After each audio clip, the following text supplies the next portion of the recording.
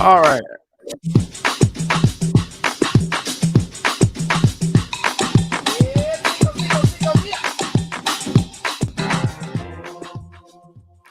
All right, everyone. Welcome in to episode 14 of Two Countries, Two Americas, All Sports.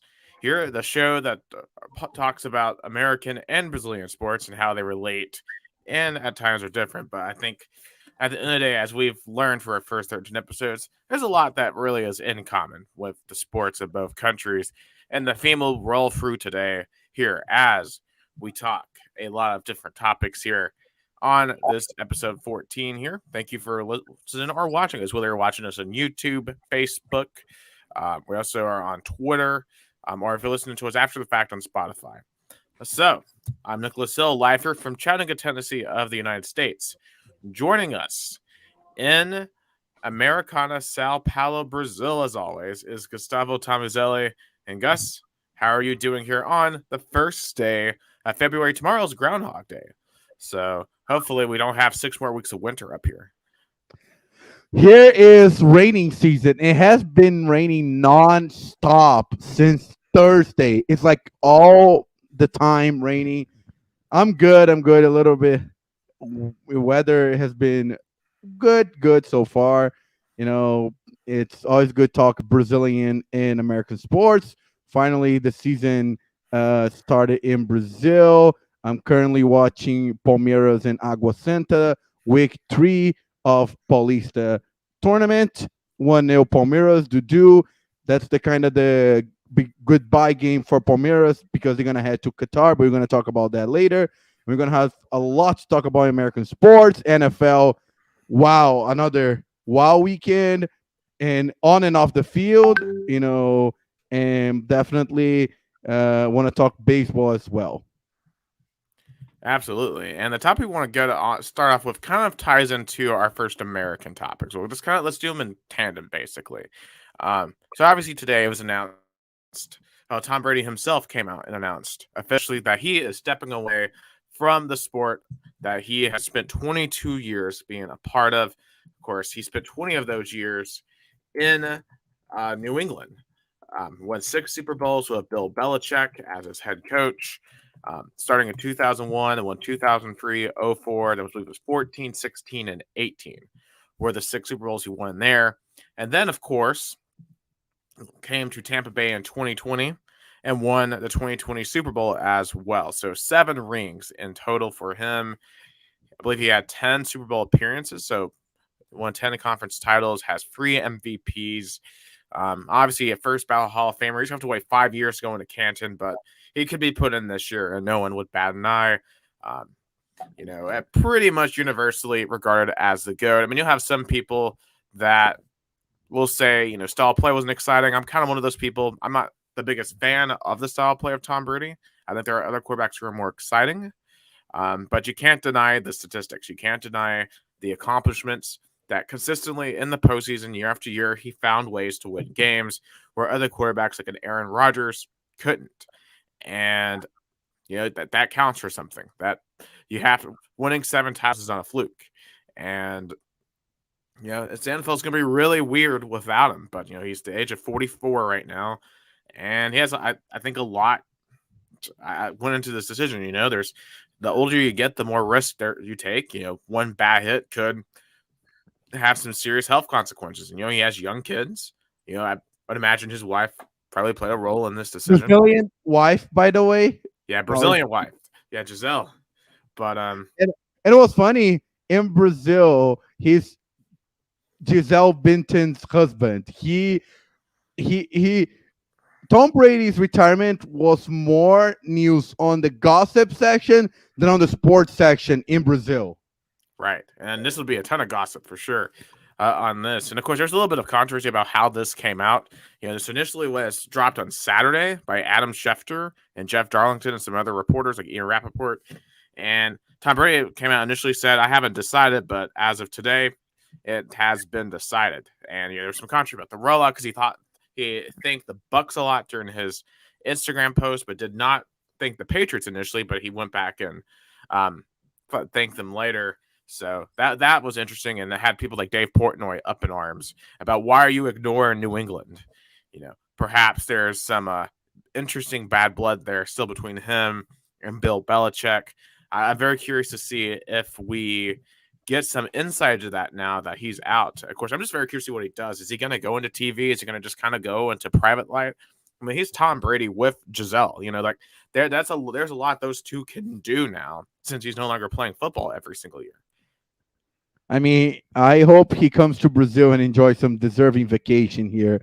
Especially Giselle wants to enjoy Brazil, I would imagine. Yeah, I mean, I'm sure she misses her home country and would like to come back and visit some. I'm sure. I mean, they can do anything they want, and obviously, I imagine his main focus now is raising his kids. And just seeing them grow up and make sure he's healthy because I think that was a big determinant for guys like a Peyton Manning. I know in other sports, like I think of like NASCAR guys like Jeff Gordon, Dale Earnhardt Jr. They kind of retired at a somewhat early age because the danger. They want to be there for their kids, especially in Dale Jr.'s case. Talked about that extensively on several podcasts about his concussions. Not necessarily comparing those two to Brady and Manning, but there's so many factors that go into the idea of retirement, and I mean, he's played basically longer than everyone else. He's practically the Jordy Howe of football. I don't know if you know who that is, but he played 26 years in the NHL from like 1945 to like 1980. Like he was, or yes, something like that. He played a ton of hockey and was really good for a majority of those. And what's crazy is he had one of his best statistical seasons this year. I mean, I'd say his best overall year was probably 2007 outside of the Super Bowl, where he didn't play very well. But of course, he threw 50 touchdowns, and it's really interesting to think. I compare and shout out to Bruno Slonik saying that he is the last player that was drafted, on the drafted by the Montreal Expos to retire. Wow. That's interesting, and saying the goal. And I compare Tom Brady here in Brazil to former São Paulo goalkeeper Rogério Ceni. He played from 1993 until 2015. So basically 18 years. No, like 22 years. So, and he was the goalkeeper that scored the most goals ever, won so many titles to São Paulo, won Brazil state championship, Brazilian national championship, South American championship, Libertadores, the world champion, won it all. The only difference is he stayed in Sao Paulo practically throughout all his career. He almost changed back in the early 2000s, but he stayed. But I compare Tom Brady to Rogério Ceni. Both are very methodical. Both are very driven. Both are very focused. Both are not as most charismatic kind of player that were beloved by their own team, but not by other, fans by the other teams. So that's my comparison, kind of bringing to the Brazilian sports, and bringing the question, what constitutes being a sports GOAT? I think it, comparing to Rogério Ceni for me is a GOAT because of the individual and team accomplishments. Like he won all the titles he could have won. He was successful on the field. He was a leader. So he guided his team to success. That constitutes being a GOAT. Yeah, and I think ultimately that's what a lot of people think of. They think of, like NBA, for example. Everyone basically unanimously decides that Jordan is the GOAT. I mean, there's some that are trying to make the argument for LeBron, but LeBron's lost 6 finals. And that's something that Michael Jordan never lost, So that's a massive plus for his legacy in terms of being the GOAT. I mean, you have Wayne Gretzky in hockey. He won all those Stanley Cups and MVPs in that sport. MLB, there's a ton of debates on who the GOAT is in that sport. And frankly, I don't know if I'm qualified enough to say who the GOAT is. But to me, I think there's twofold. Obviously, you got to think about the team success. How many championships did you win? I mean, you can have all the accolades in the world, but if you never won anything, then you can't be the GOAT. I think of like a Dan Marino, for example. Dan Marino is probably one of the best pure passers of all time. He might be the best pure passer of all time. Just the ability he had to put the ball where he needed to. If you go back and look at his highlights, is unbelievable. And I wish I had gotten to see him play live. But his team's never won a Super Bowl. And no matter how great you are, if your team never wins it all, then you can't be considered in that conversation. Someone else like a Charles Barkley. Yeah, he was an amazing power forward. One of the toughest players probably ever to go through the NBA. But Chuck never won a title. And I do think that stinks. Like a Steve Nash too. Probably one of the greatest point guards ever. One of the smartest, one of the most methodical. Never won a ring. That keeps you out of the conversation. It's like here, there's an iconic soccer player in Brazil that also, was a genius, was really an amazing player, but he never won a title. Rivelino, I mean, he was an amazing soccer player. He won a title with Brazil as a reserve, but he never won a title with his team. So I think that keeps him out of the GOAT conversation. Even Corinthians fans don't consider him as one of the GOATs, one of the best that play for Corinthians, because he never won a title with Corinthians. Right. But there you have other people who say, well, championships are team stats. So there's some people who will say, okay, Brady won 7 rings, but how many of those titles were primarily because of him? Because a lot of the time he had amazing defenses. Like last year, the Bucs had an amazing defense. They forced Patrick Mahomes to run for his life the entire Super Bowl. And you got to think about luck. Okay, who were the teams that they played? They benefited, for example, against the Packers last year by Kevin King having 2 crucial pass interference penalties, and Matt LaFleur decided not to go for it on 4th down when he had Aaron Rodgers. And then there's multiple examples of that. For example, in the first AFC title game that Tom Brady ever won, the Super Bowl, the Patriots in that game versus the Steelers scored 0 offensive points. All the points were special teams or defense, but they won. And I'll say to that criticism, well, Brady really didn't make the mistake that cost the team. That sometimes as a quarterback, you're playing. Sometimes you just have to play within the team and not make the mistake. Sometimes quarterbacks will detract. Like, for example, Carson Wentz this year. I'm sorry, Jason Wyrick, if you're watching this, but Carson Wentz is the reason why the Colts didn't make the playoffs. Because, and Jason will tell you this, he played hero ball. He was trying to be the guy to win games when he didn't really need to be. And well, I do think in the modern NFL, you do need the quarterback to play above themselves most of the time. Sometimes you got to know when, all right, I just need to dink and dunk and make the smart decision. And Tom Brady, 9 times out of 10, made the smart decisions. And it just goes to show you, to his preparation, to his intelligence, that he knew where he needed to put the ball most of the time. And I feel like Tom Brady was also, he fit well in the system of Bill Belichick. Was the perfect combination of a good coach and a good quarterback, because Bill Belichick wouldn't be successful without Brady. I mean, his tenure in Cleveland and even the Jets show that. And Brady, I mean, he was drafted 199 the draft. Wasn't, beloved in Michigan, was very average college quarterback, but he found a system that, one fit the other. And even on the beginning, that the defense carried the teams, he was able to manage the offense to not make mistakes or to perform in a way that don't detriment the good defense. Exactly.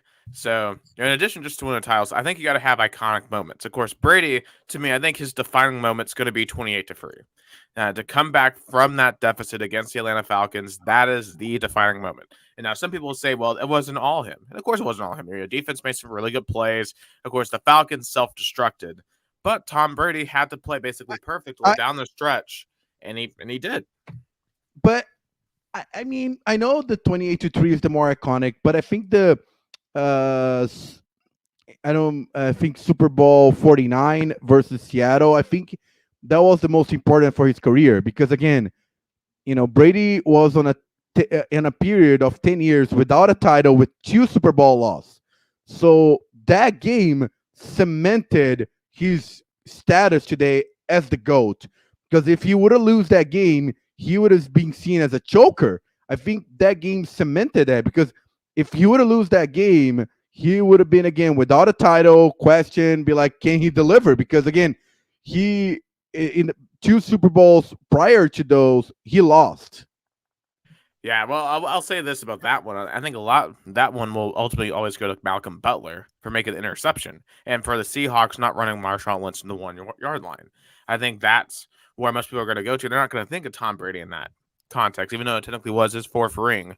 Yeah, obviously, I think the one he had against the Eagles, he played very well in that game against them. Of course, the game against the Panthers, and I think it was like Super Bowl 36 or one of those right in for there where they beat the Panthers. He played well in those two games. So, And like, that's funny. just trying to rank the performances. I'd say definitely the win over the Seahawks, the Panthers, and the Falcons, and the Eagles probably his four best performances.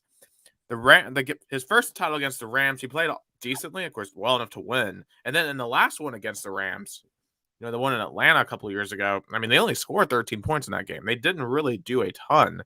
And Brady really didn't play that well because the Rams had a really good defense. But that was really more about the Patriots defense embarrassing Sean McVay.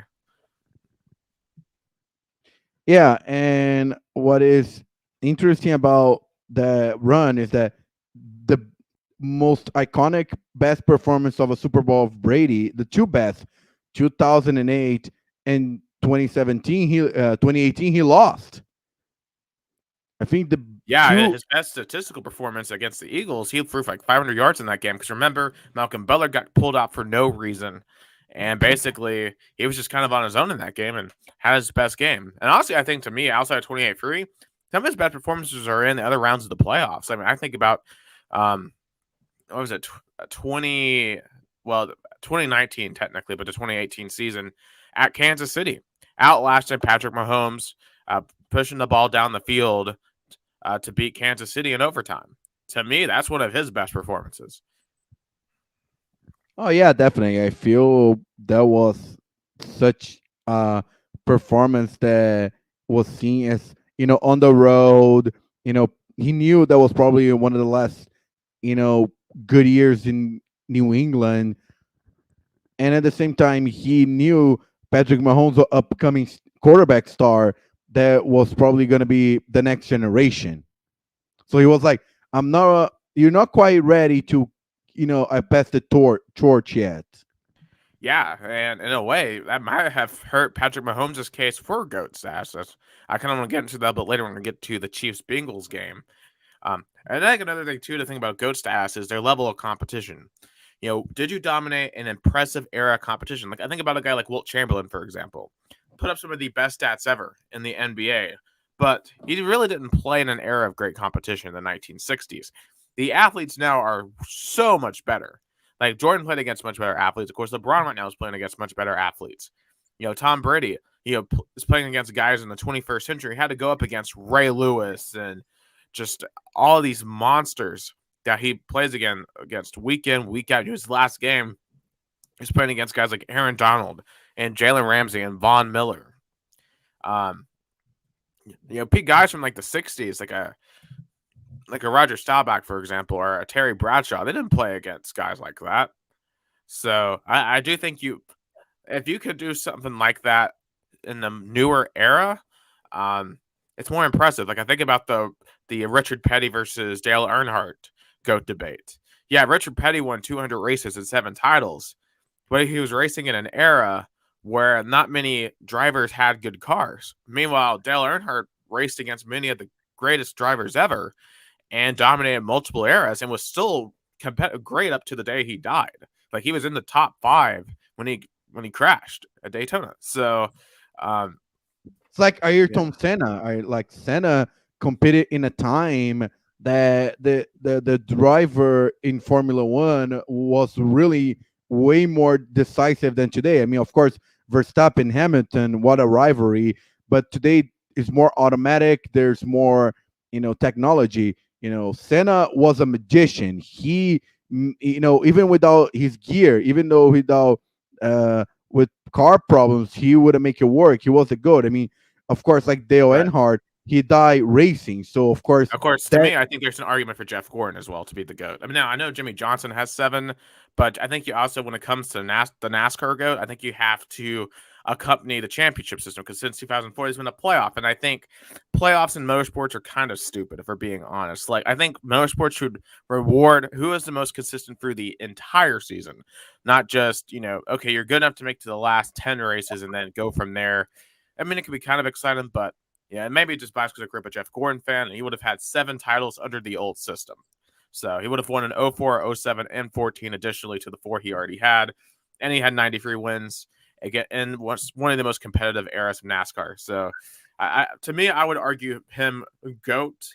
I mean, Earhart's a close second to me, but I mean, that's just a side tangent. But I do think, too, and that's another good point, too. How do you win a title? Because if you look at LeBron, for example, one of his titles was in the bubble. He didn't have to go on the road and win any road playoff game. So I think that devalues that one title compared to the other 3 that he won. And of course, joining up with super teams, it devalues those titles. The only LeBron championship I'm impressed by is the one where he had to come back from 3-1 against the Warriors. That one is super impressive. And to me, frankly, it's probably more impressive than any of Jordan's 6 titles. But Jordan has 6 titles. And you can't ignore that in the GOAT debate.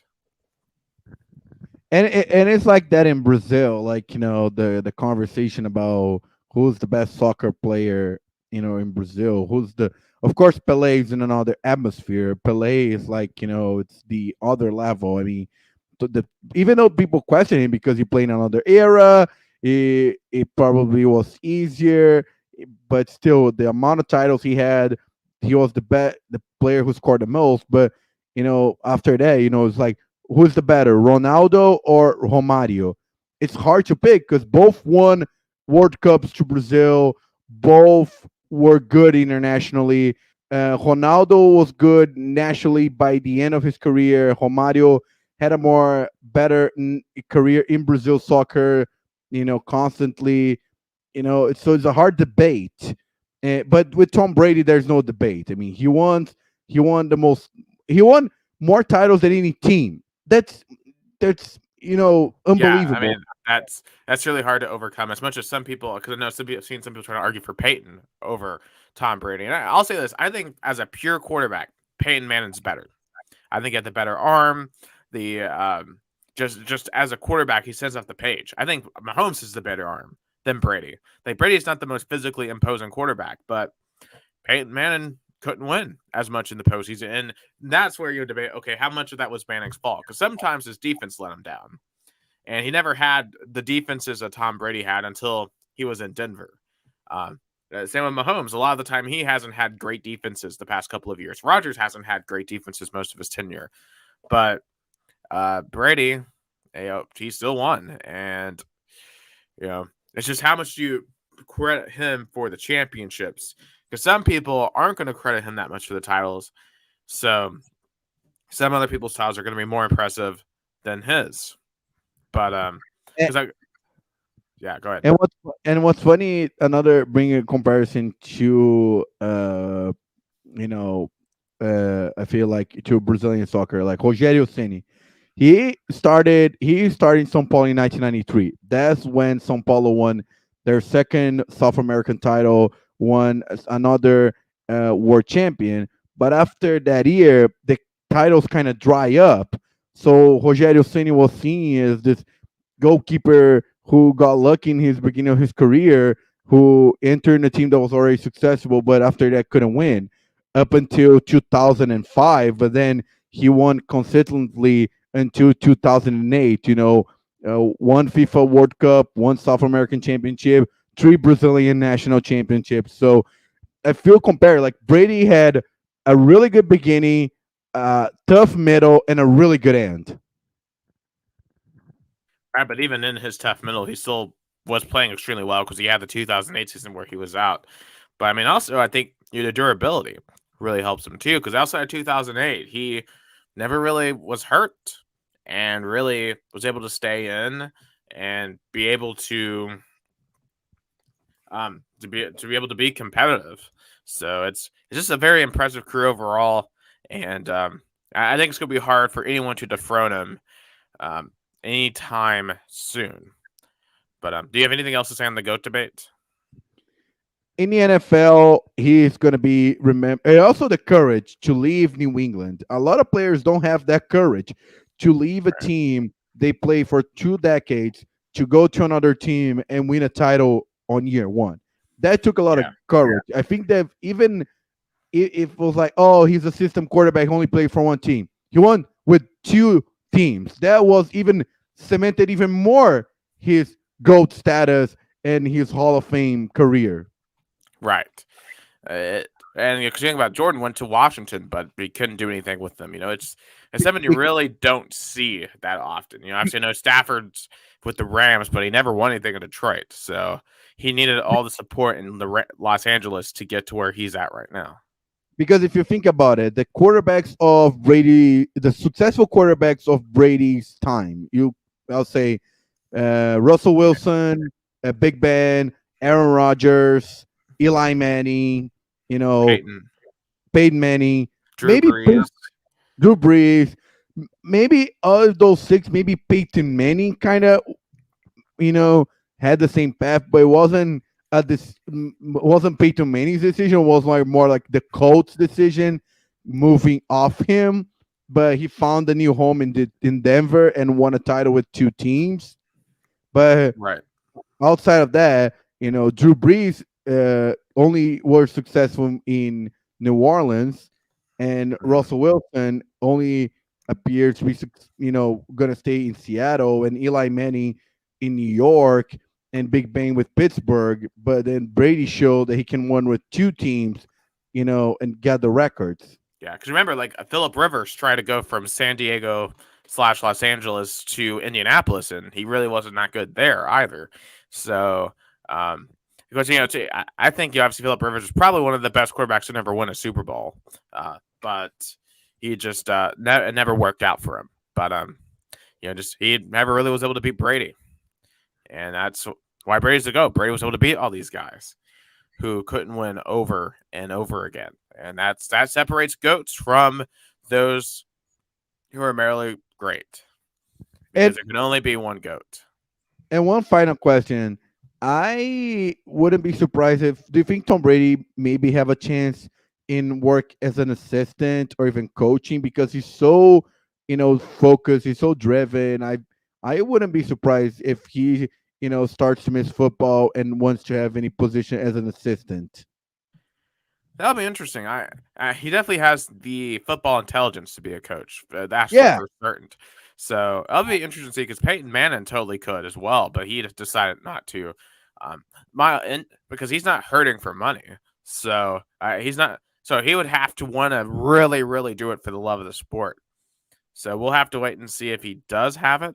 Because think about it, a lot of coaches are even younger than he is. So he's getting a late start to the coaching game. But certainly because of who he is, he would certainly get those opportunities. So we'll see who who would be willing to take him on as an assistant if he went that route. I have my doubts.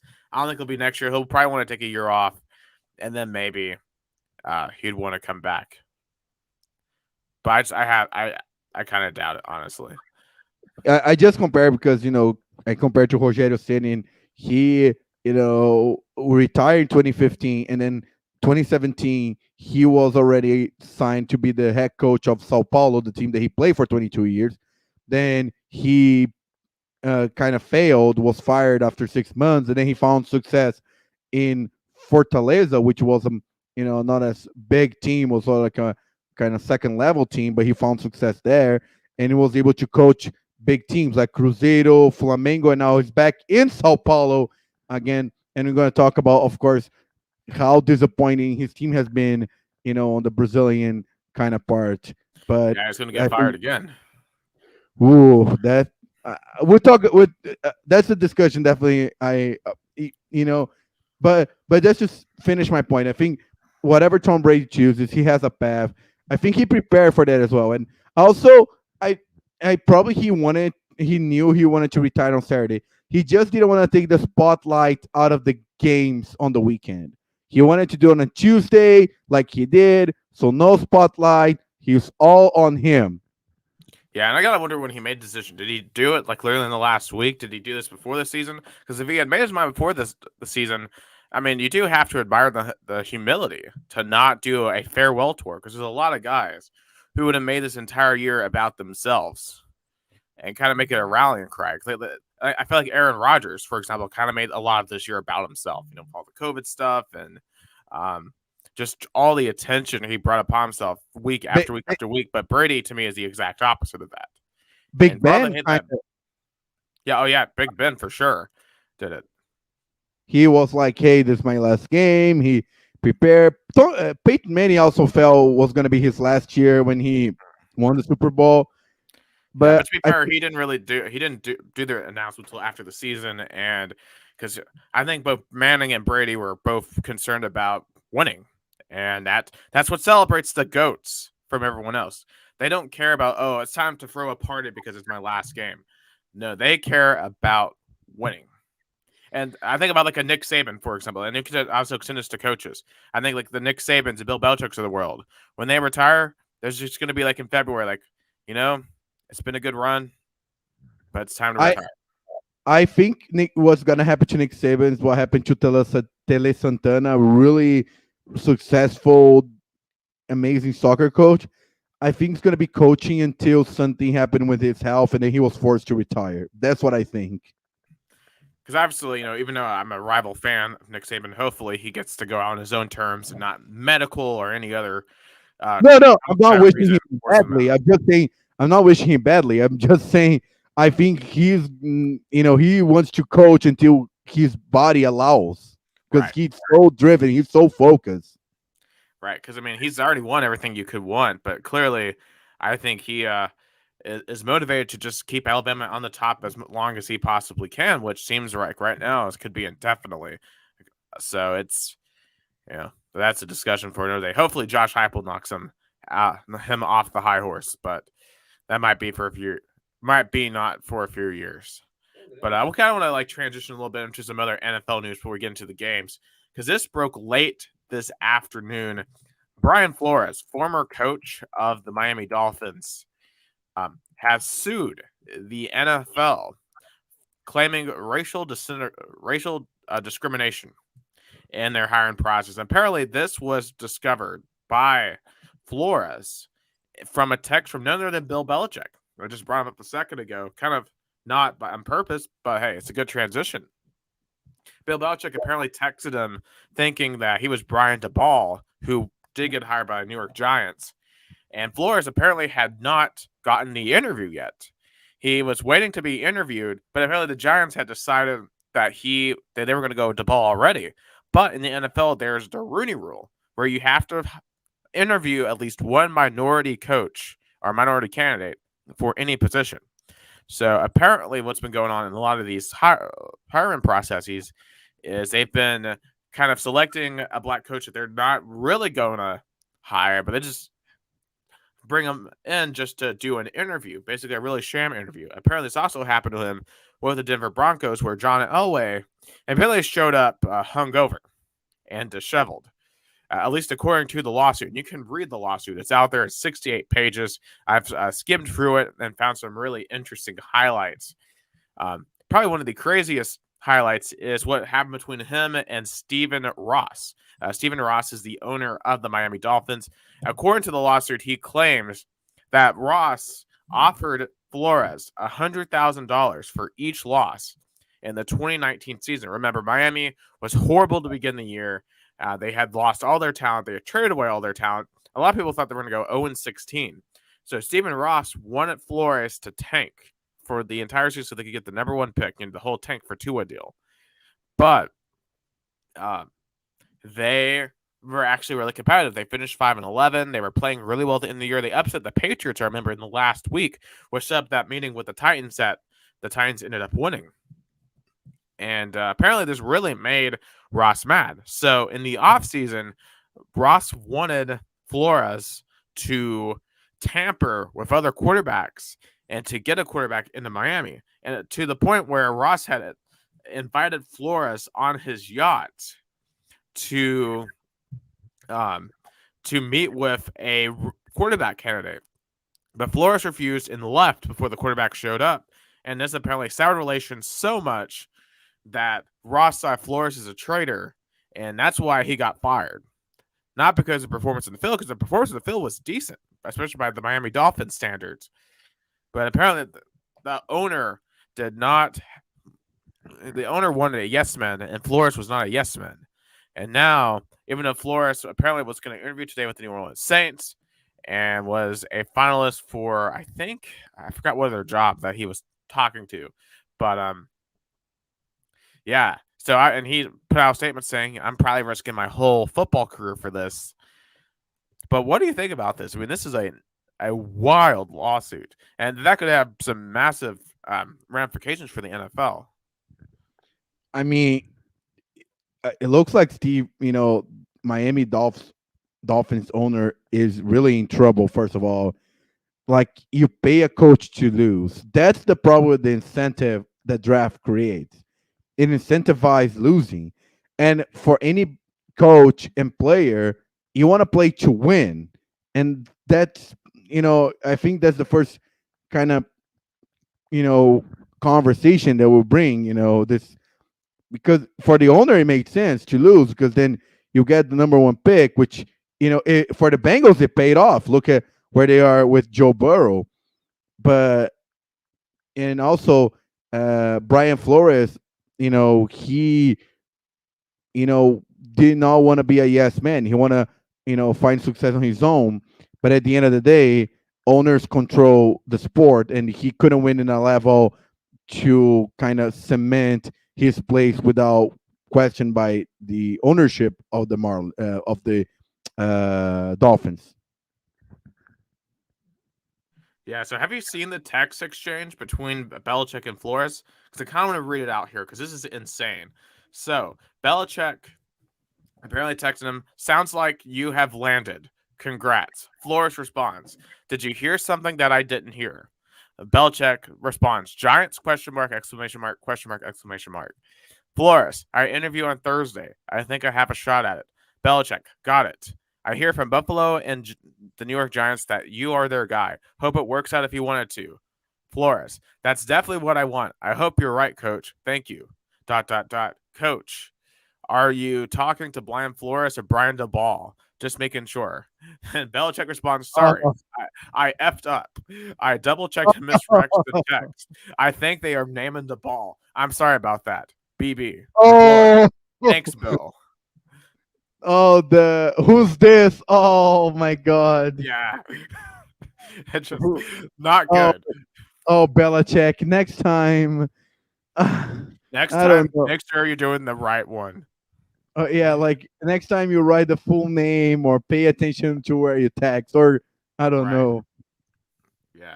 And it's so funny too, because like he seemed really excited in the text, which just seems out of character for a Bill Belichick. I mean, they say he's a is there because I don't know if you ever seen like his like some of his the live pieces because he has that dog the husky and The draft anyway, dog. yeah, he seems like it's kind of fun outside of work, you know. And see the dudes that present the toughest actually end up being the nicest people, but and obviously I'm not saying he had anything personally to do with any of this. It just sounds like he might have accidentally whistleblown the situation to Brian Flores. So he did him a favor, basically. And there's some conspiracy theories going around that maybe Belichick did it on purpose to make it to Oh, where Belichick. no one else Oh, would want him. Because here's a conspiracy theory. Because Bill Belichick, right? He's probably not too far from retirement himself. What what if him and Robert Kraft are like, okay, we want Brian Flores to be our next head coach. After this, no one else in the NFL is going to touch him. But what if we bring him back to New England as the DC, and then when Belichick retires, we promote Flores as HC? What is? I don't know if there's a likelihood of that, but that sounds so Patriots that I'm not discounting it. yeah.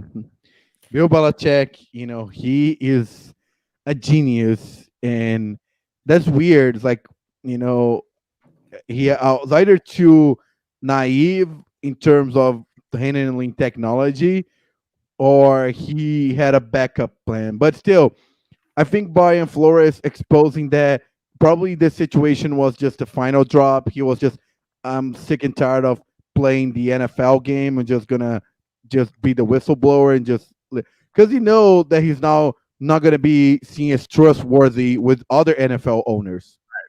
And I'm just curious to see how this affects other black coaches around the league. Because right now, there's only one black head coach, and that's Mike Tomlin of the Steelers. There's only 4 black OCs. There's 11 black DCs, and there's, I think, 6 black general managers.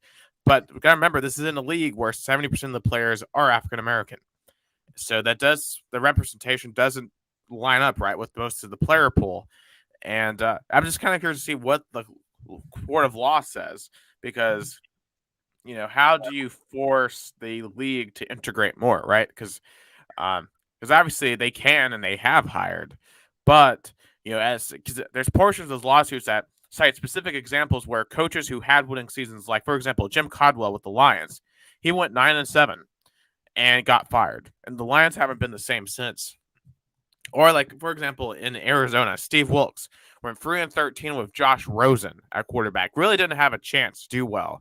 Got fired. They bring in Cliff Kingsbury with Kyler Murray. They go 5-11. Not much better, but he got a chance to improve. So why did Kingsbury get that chance, but Wilkes? Or for example, recently David Coley. They were 4-12 this year with the Texans. They were expected to be horrible, but they were actually pretty competitive. They almost beat my Titans in the last game. They beat them once before. They were competitive in their games. Davis Mills was getting better throughout the season. He got fired when I don't think he really deserved to get fired. And that seems to be the case where, there's a lot of former white coaches who get second chances. Let's just talk about Adam Gase. Like, Adam Gase is one of the worst coaches of all time, in my opinion. But the Jets decided to hire him. Or look at Josh McDaniels with the Raiders. Why is he getting a second chance? He sucked in Denver. Why is he getting hired over like Brian Flores, who's proven he's a good head coach? With not a great roster in Miami. So, I think there has to be at least some element of racial discrimination there.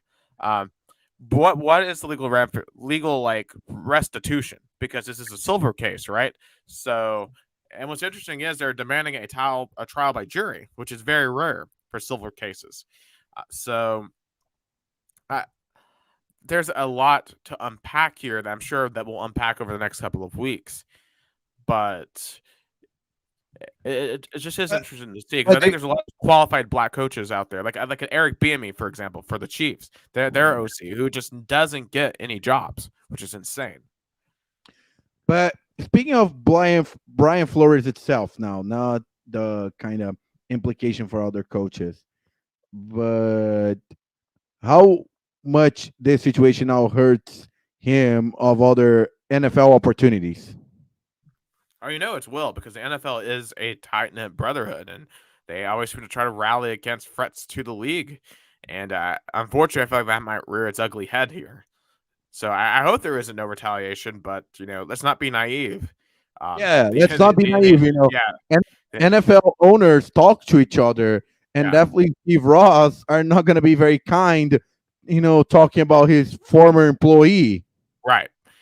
And that's unfortunate, but these are all a lot of rich old, let's just say as it is, there's no black owners. There are 0 black owners. In fact, they're all older white men and women.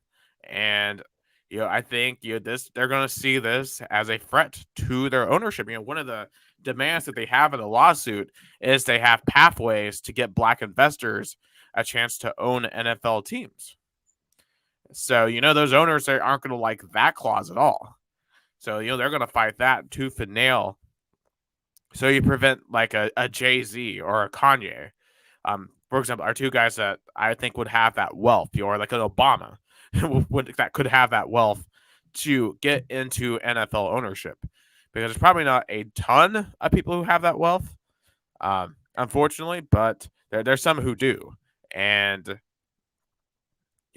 I do think that this might force the NFL to change some of their policies moving forward, but we'll have to wait and see what happens.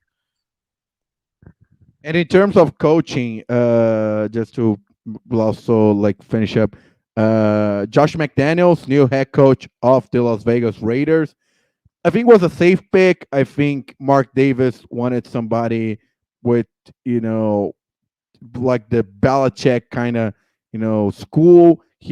I think he could have given another year to the interim head coach, but I think he wanted a more solid coach. I would have given it another year to Rich Bisaccia than hired to McDaniels. I mean, McDaniels, he was awful in Denver, made some horrible decisions while he was there. And he's just kind of a snake, right? Like he said he was going to go to Indianapolis, but decided to pull the rug from underneath him. And just not a lot of guys like him. Like a lot of the Raiders fans that I know were not exactly happy with the hire. So I really question the desire of it. Of course, we got Brian the Ball to New York. And of course, obviously now that's going to come in a huge question with this. But I think just from a pure coaching standpoint, I think he's a good hire. I like what he did with his offense, but again, he isn't going to have Josh Allen in New York. He's going to have to either roll with Daniel Jones or bring in someone else. So who else will they bring in? That's for him to decide in the new GM, Josh, I think it's Cheyenne, for the New York Giants. Yeah. Yeah. Oh, and Bruno Zonic says the New York Giants are in good hands right now. I mean, I think Joe. I never trusted Joe Judge. Look at Bruno. Look at Bruno. Oh, Russell Wilson. No, he's coming to Tennessee. Yeah, he's coming to an actual Super Bowl contender. Just watch. oh. But watch. I mean, it would have made sense. Russell Wilson going to the Giants. He is a global star, a global sports star. He has Sierra, which is also a global kind of star. It would have made sense for him to live in the Pacific Northwest and be in a city like New York. It's like when LeBron left Cleveland to LA. It made sense. I think. Right. I mean, Nashville is also a place where a ton of celebrities go, especially these days. And also, the Russell Wilson also plays shortstop for the New York Yankees, so he already had a little taste of playing for a New York team. Just saying. What do you think, Bruno? Yeah, if you're a celebrity, would you rather go to New York or go to Nashville? Because I mean, especially think about Ciara, she's a big musician, right? Like you can make. There's a lot. Honestly, I think the music industry at this point is getting more consolidated around Nashville. And I understand she's not country artists, but they're not country artists making music in Nashville.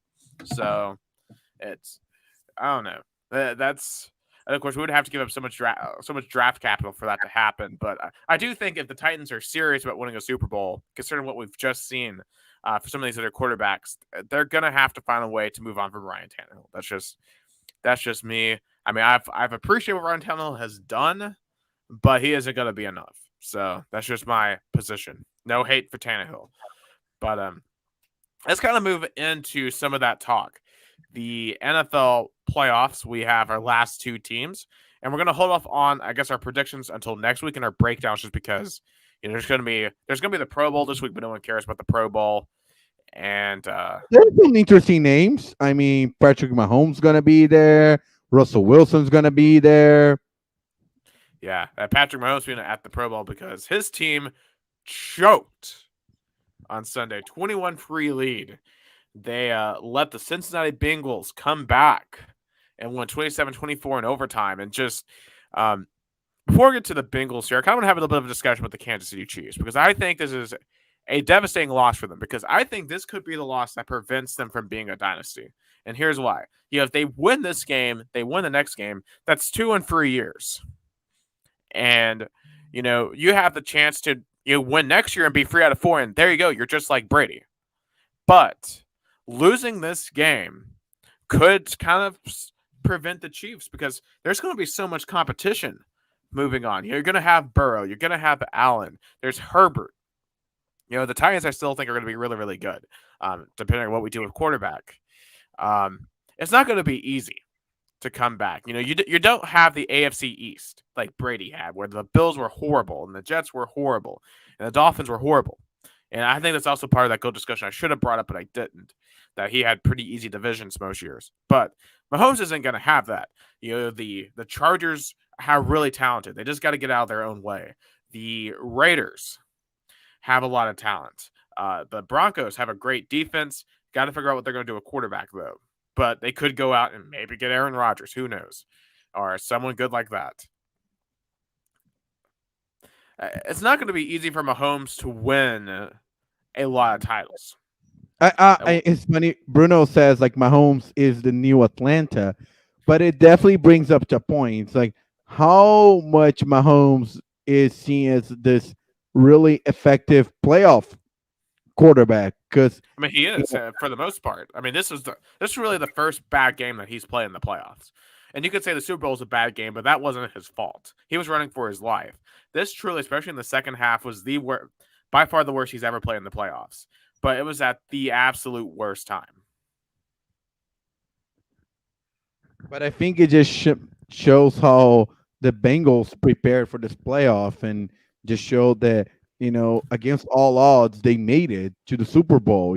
How, turn around. I think it's so hard to see this kind of turnaround because in 2019, they were the worst team and now they're in the Super Bowl. Oh yeah, and that just shows why the NFL at this point to me is so much better than college football. Like this would be like Vanderbilt turning it around and going to the national title game. You're never going to see that in college football, but the NFL, because of the way it's structured, because of the salary cap, because of drafting, a team can come back.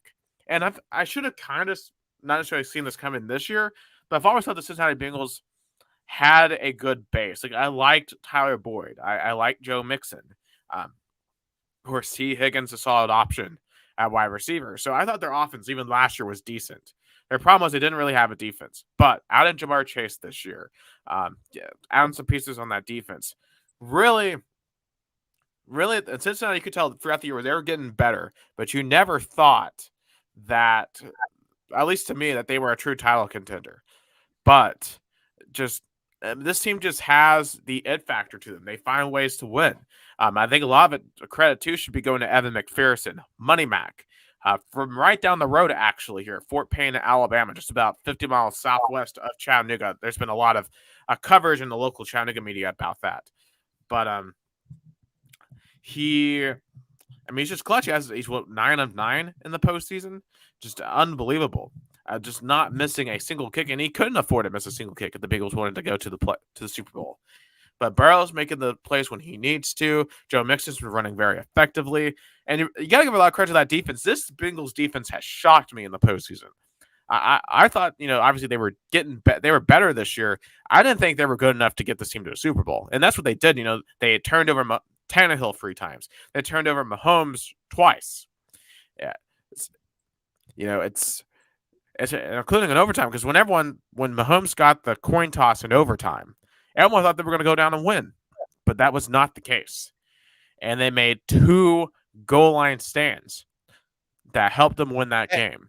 Especially the one by the end of the second quarter. I think that was the defining moment because if the Chiefs scored at the end of the second quarter and go on halftime with an extended lead and scoring, it's one thing, but they stopped a crucial play, which gives them morale to go and reverse the 18-point deficit. Oh yeah, absolutely. It's and plus I think a lot of it does have to go back to Andy Reid, right? I do think they were too aggressive with the play calling in the second half. They were running the ball effectively, and I do think that they kind of felt like, okay, we got Patrick Mahomes, let's just air it out. And this goes back to my conversation about Tom Brady earlier. His offenses often know, okay, it's time to rein it in. Let's get to the running backs and let's grind this game out. You can't air it out for 500 yards every single game. That's just not possible. And I think the Chiefs fell into that trap, thinking they could do nothing wrong. And that got them beat at the end because they gave the Bengals ample chances to come back and win. So it's just it's really interesting. And I kind of want to know what you think about this comparison. So Bruno thinks Burrow is going to be the next Joe Montana. And because I've mentioned this before, I think him and Jamar Chase is going to be the next Montana Rice. Now, are they going to win 5 Super Bowls? I have my doubts just because the AFC is going to be so loaded for the next decade to 15 years. Like between Burrow, Mahomes, Allen, Herbert, you still got Lamar Jackson, and you got several other good teams in there. It's going to be a bloodbath. If you could win 4 Super Bowls in this time span, I think, oh, wow, 17, good start. Yeah, good start for the Vol, 17-6. But anyway, if you can win 4 titles in that time span, I But the think you'd be difference really impressive. have we seen a duo win in college and win in the NFL? It's unheard of. Yeah, well, outside of Montana Rice, it's very rare. I mean, I think about like Manning Wayne. I mean, that's probably one of the greatest wide receiver connections too. No, but But this has, but they didn't play in college together. yeah, I know, I mean, and that's what makes this really unique. It's the fact they have that connection from college, and they clearly never lost it. I mean, they're just as good now. But I will remind everyone that Jamar Chase is not the only good weapon on this team. I mean, Joe Mixon, also great is a great running back, a good receiving threat. CJ Uwazama at tight end. I know he got injured in this game, but he's been a really good tight end for the Bengals. T. Higgins. Yeah, T. Higgins from Oak Ridge. I interviewed him back in 2016 when I covered Oak Ridge game versus Webb, and now he's in the Super Bowl. It's just I interviewed in high school, and now he's in the NFL. Right. Time flew by. Yeah, from another Chattanooga connection here, Von Bell went to Ohio State. He went to Ridgeland down in Rossville, Georgia, which is just across the state line from Chattanooga. Little public high school in Walker County. He is in the Super Bowl. It's awesome. Just think about all the local guys. I mean, it's just a reminder these players are real people from real places. And that's what makes the NFL special. That's what makes the Super Bowl special. Now they're going to play in front of 100 million people.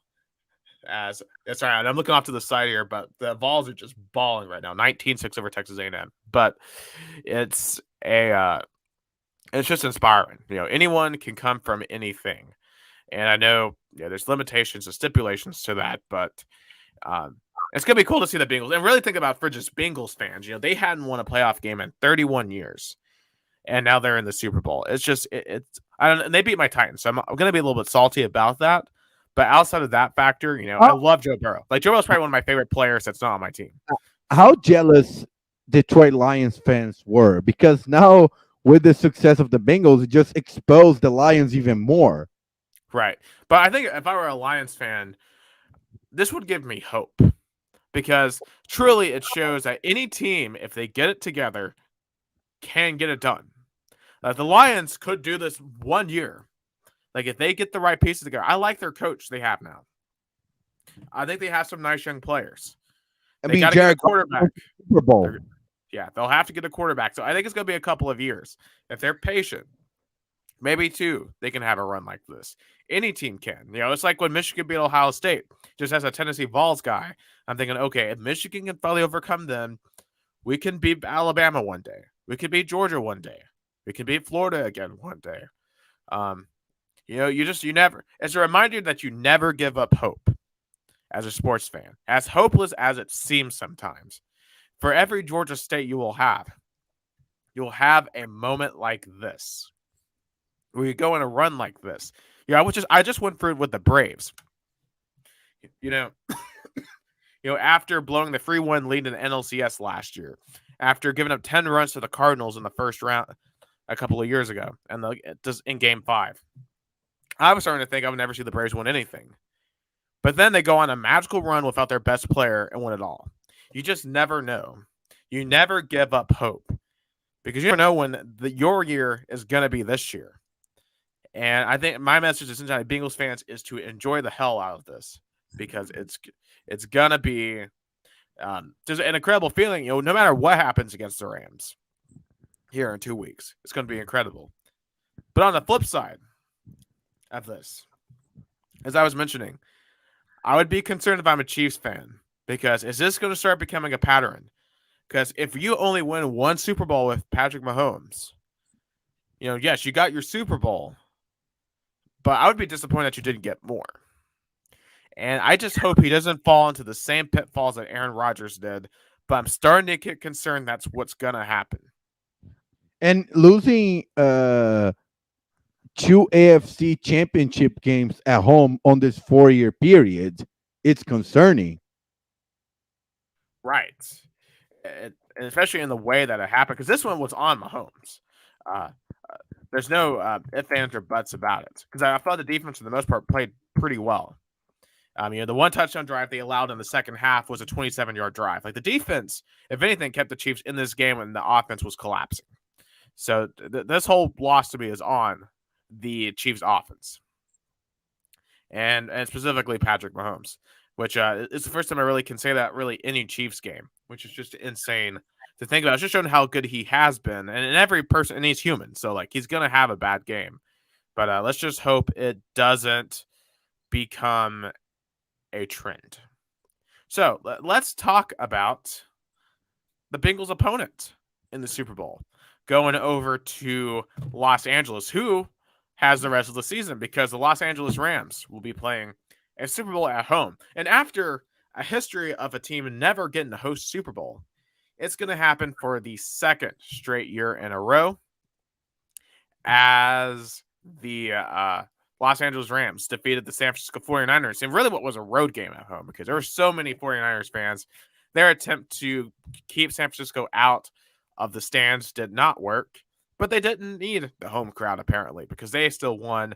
To me, this was a really interesting game, a really good defensive matchup, and a game that I think both coaches at one point were trying to lose. Sean McVay in the third quarter, like for example, he had the segment where it was 3rd-and-1.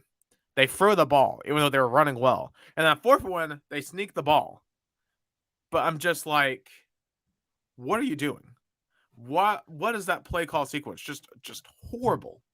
And there's some other, and then by 10 minutes left in the game, he didn't have a timeout because he wasted on 2 really stupid challenges.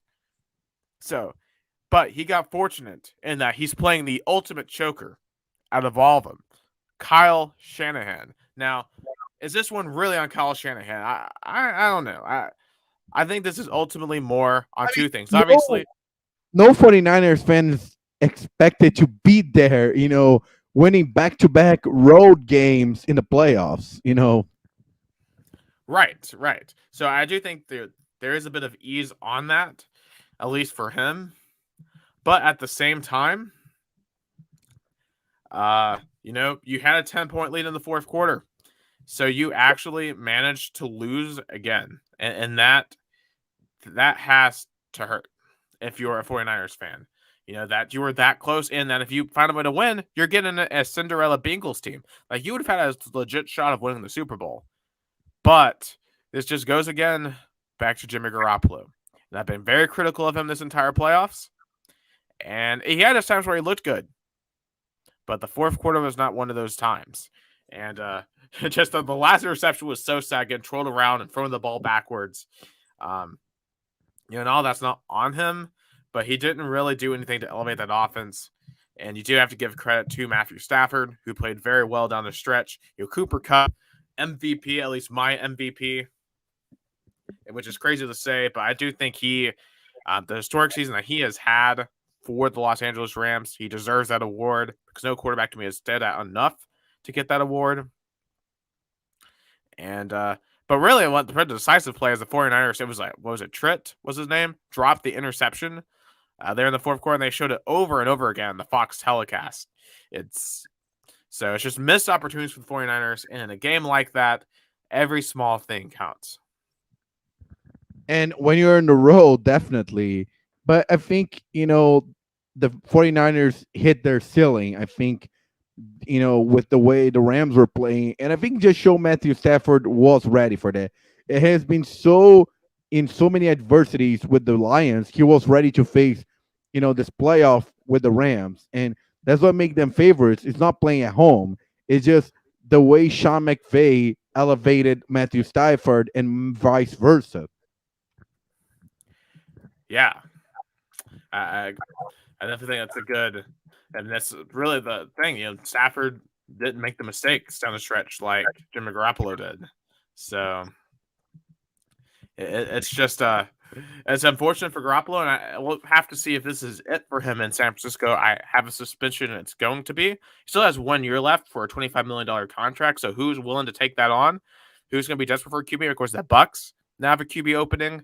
The Broncos have a QB opening. So we'll just have to wait and see who's willing to dance with Jimmy Garoppolo, and are they really confident in Trey Lance? So uh that's what we're gonna have to watch. But it's going to be an interesting Super Bowl. We're definitely going to talk better next week because this weekend is the Pro Bowl. Where's it going to be again?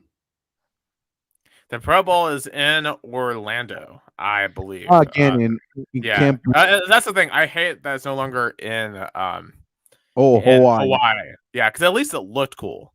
I think people would still go. Like, no one cares about Orlando, because like who wants to go? Like, let's be honest. If you want to go on vacation, especially as an adult, why are you going to Orlando? Like, I know Disney World, Universal are fun, but like I'd rather go to a million places for Orlando. It's just not. It's not my ideal vacation unless I want to be stressed out, which is the antithesis of a vacation. But that's a whole other rant that's not even sports related. But yeah, I think it's a pointless event. I don't know how you make it relevant. Also, games in general are irrelevant events. Actually, it's going to be on Allegiant Stadium this year in Las Vegas. Oh, really? So yeah, that's how little I know about it. So it's in Vegas. Okay, that is a little more fun, I guess. But it's still not Hawaii. So it's just not that relevant because no one wants to get hurt. Like, I don't want any of my guys getting hurt in a meaningless Pro Bowl game. So Yeah. we'll just have to. So we'll just have to. We'll have to see. But yeah. So kind of to finish off our American topics, and of course we're going to discuss Bengals Rams more next week. I just don't want to really talk about it now because I want to save that for a Super Bowl preview show next week. But anyway, moving on to baseball here briefly. And we don't know how much longer we'll be talking about baseball because clearly the old sports writers want to kill it off with a axe to the head. As we see Barry Bonds, still in the MLB Hall of Fame. He's ran out of his 10 years with the sports writers. Of course, there's still a committee that could get him in, but they're probably full of stuck-up baseball nerds too. And that's what it is. I mean, just these people are like, oh, the sanctimony of baseball. But you compare it to like football. I mean, Ryan Lewis is in Canton, and he may have murdered 2 guys. I know he got let off, but it's just the standards. Like, I mean, the worst that this guy was accused of was steroids. But here's my counter to that: it's still hard to hit a baseball even if you're on steroids. Like, who cares? He still would have hit as many home runs, in my opinion, if he weren't on steroids. Like, he was that good of a player. He instilled fear. He had people walking him when the bases were loaded. So, why is he not in the Hall of Fame? Like, I understand this. Go ahead.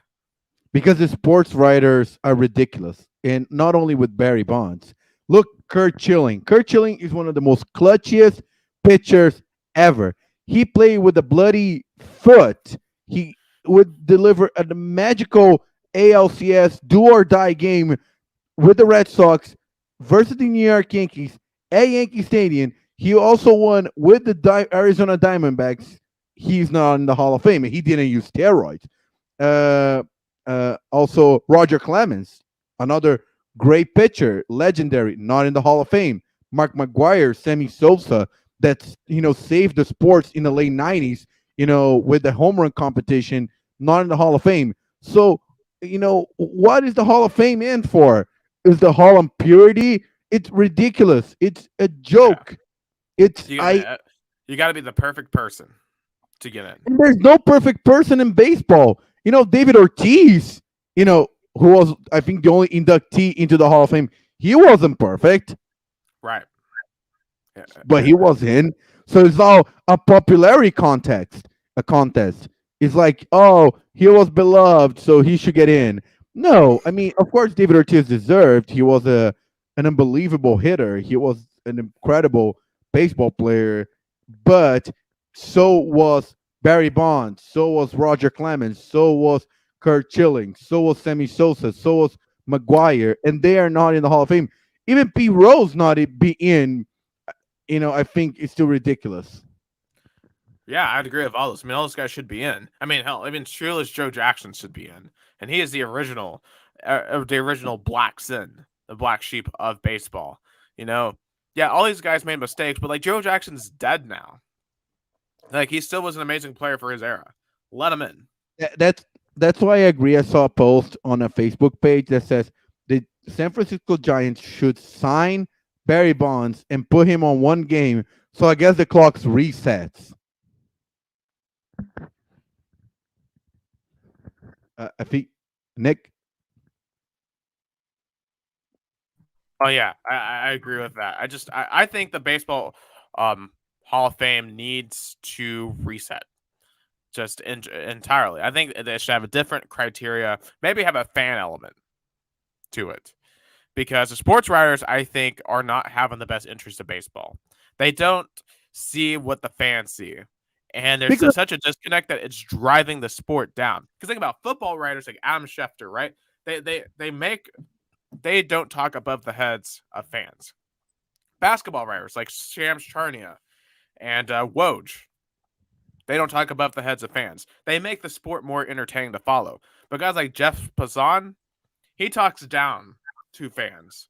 Like all these baseball writers, because they think, oh, it's baseball. It's the American pastime. It's the greatest sport in America. No, you can't talk to the fans the way you've been talking to the fans and expect. Like I think about the whole tomahawk chap thing. That Jeff Passan was trying to say, oh, the Braves shouldn't do it anymore. Like no one's listening to you, bro. No one's listening to you. like And like the NFL writers get involved with the tomahawk chop when the Chiefs did it. I yeah, mean, as far as I know, it's just that they want to be more popular than the sport itself, and that's not a good recipe for success, especially when you're. Of course, it came out today. MLB and MLPA are still struggling to meet anything. There's probably not going to be spring training. So I I don't see yeah, how because this helps baseball moving forward. and that's the thing. Like 2022 doesn't look good for baseball with all the Hall of Fame controversy. The issue with the collective bargaining agreement, the CBA. So if the season delays, then when baseball had a problem with the pandemic, it was the pandemic. They figured it out. But now if this has a lockout, then it's on baseball. Then it's going to even drive NFL ratings, which is up, I believe, even more. It's going to distance the NFL even more, I believe. Right. Uh, It's just, I mean, because like think about the title games this weekend got 50 million viewers each. MLB's the World Series had like 6 million. It's just not relevant. Not not like how baseball writers think it should be. I think it's partially their fault as to why. So maybe change your tune because I mean, if you want people to have ratings again, they want to watch someone like Barry Bonds jack it out. Um, and maybe a guy like Shohei Ohtani can do something like that. Ronald Acuna could do something like that. Those are the people that are going to bring baseball back, not Jeff Passan. So they need to get out of their own way. They need to get their head out of their behinds. And what's sad is that they devaluing players that literally saved baseball when baseball was in dire problems. All those guys saved baseball after the 1994 lockout and the World Series not happening. After that, it came McGuire, Sosa, Bonds, Roger Clements, Kurt Schilling. So they are the generation that saved baseball, and they're not rewarded for that. Oh yeah, for sure. It's it's just a mess. It's an absolute mess, and it's just really disappointing because it feels like they're not being judged on what they did in the field, which should be the main attribute. And short of like murder, terrorism, rape, just something that's unforgivable. To me, steroids are not unforgivable. Like maybe probably shouldn't have done it, but I don't think it makes you like a bad person for doing it. And now I put A Rod also. If you use the same criteria, A Rod cannot get into the Hall of Fame. He Yeah, just can't. he did the same thing, but he's been allowed to call games and stuff, so he'll get a He was pass. And funny. maybe it's because he played for the Yankees. I think that's part of it too. Barry Bonds didn't play for the Yankees and the Red Sox. And this is part of the problem too. If you don't play for the Yankees or the Red Sox, you're not given that same coverage because that's all baseball media cares about is But satisfying those two fan bases.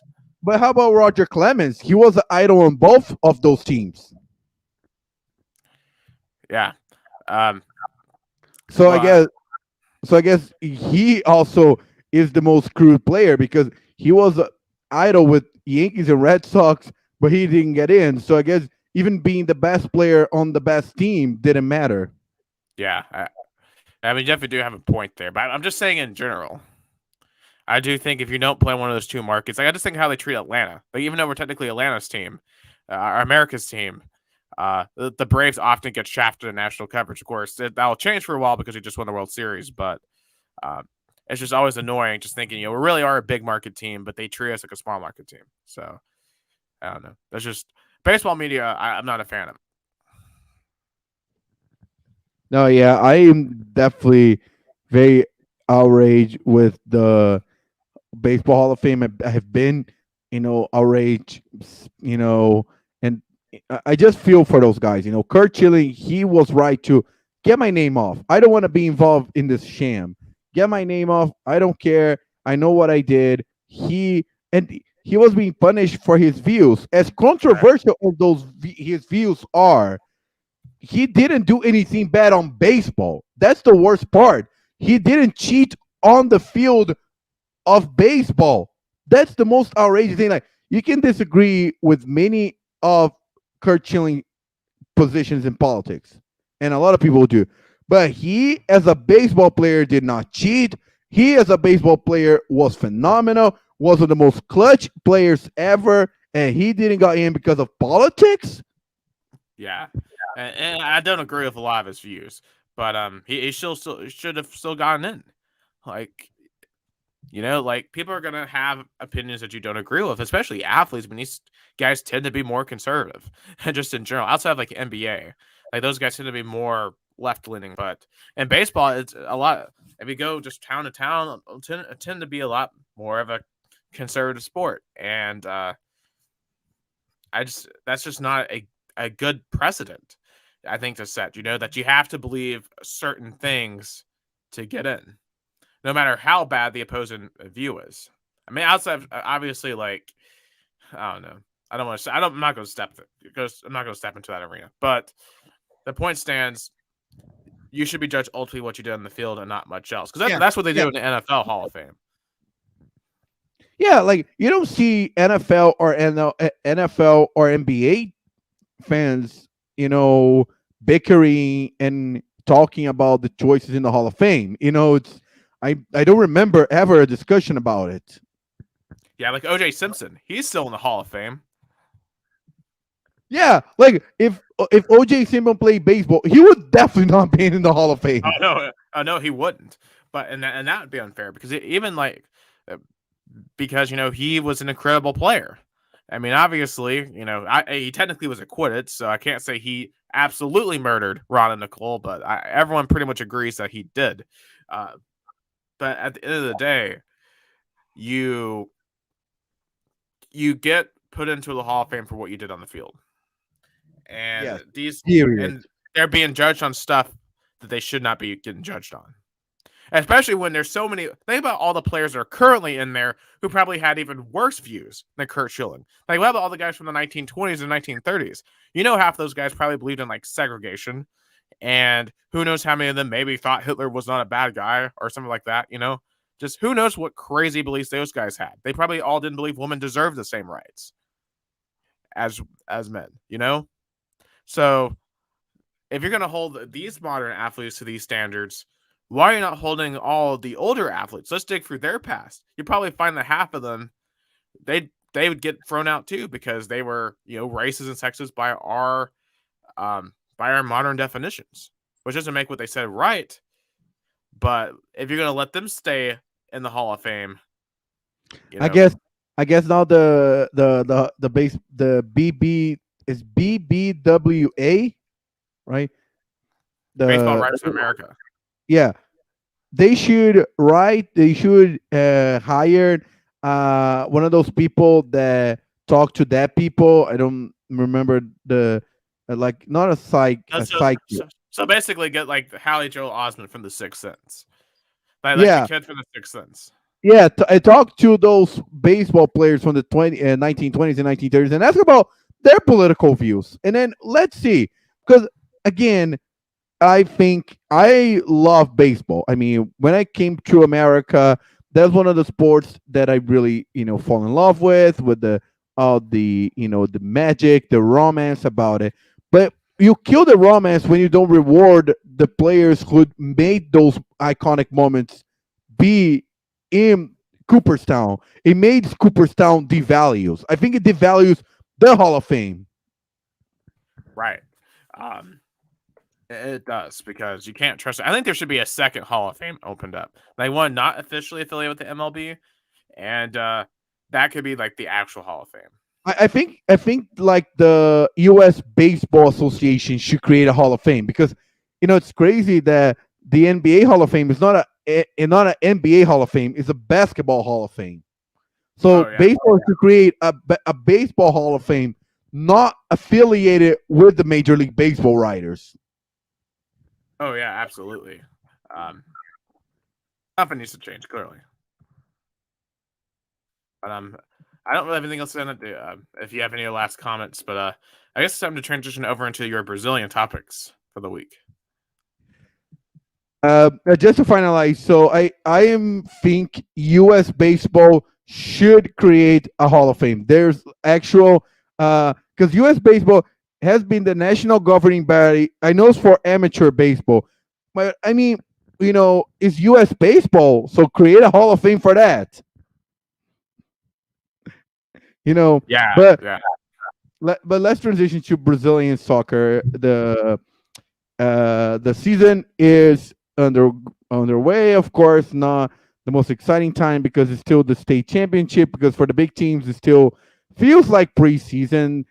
All the teams are not with 100% of the roster, and the coaches are testing a lot of players. For example, São Paulo, one of the teams with the big question mark after a disappointing season last year, lost to Guarani 2-1 and tied 0-0 with Ituano at home.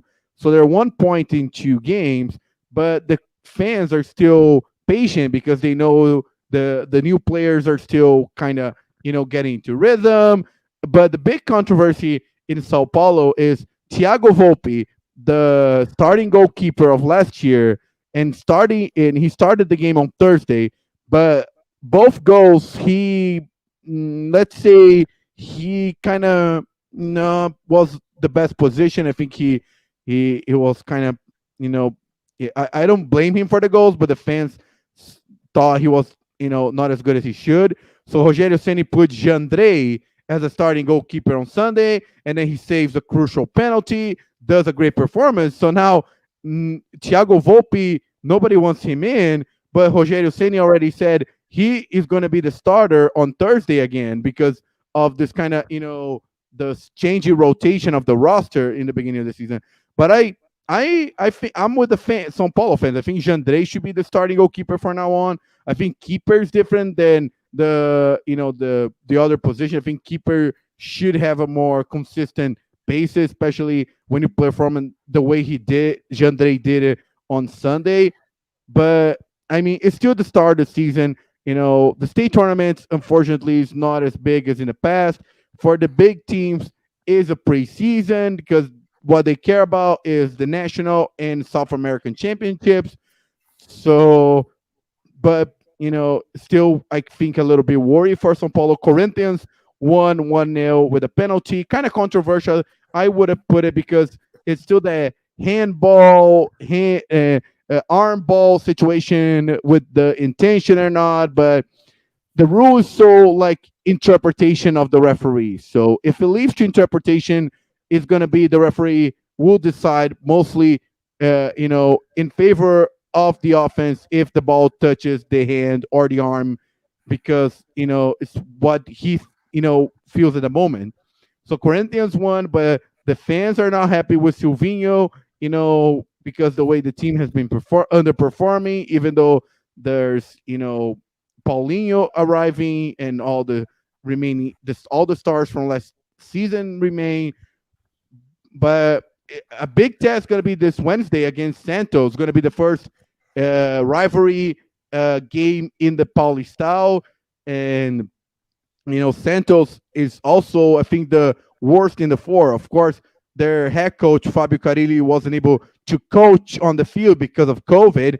So the both games Santos played was with the assistant head coach. They tied 0-0 and they deserve to lose against Inter de Limeira. I was there.